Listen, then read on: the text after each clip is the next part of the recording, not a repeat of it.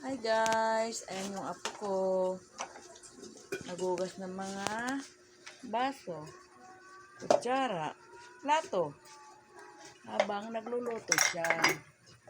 Ayan. May mood yata ang apo ko. Nagluluto,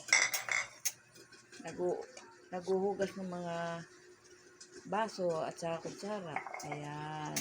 Very good apo ko. Hindi yung puro cellphone.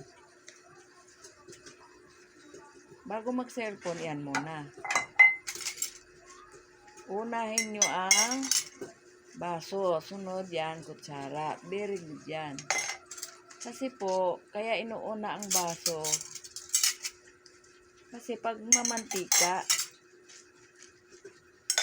hindi pwede sa baso at kutsara. Ayan. Inuna niya po yung baso. Sinunod niya yung kutsara.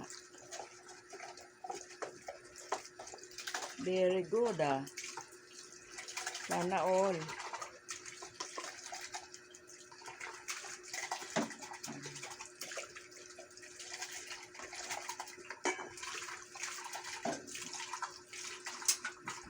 Doon, pinatay na niya yung isa niya nakasalang.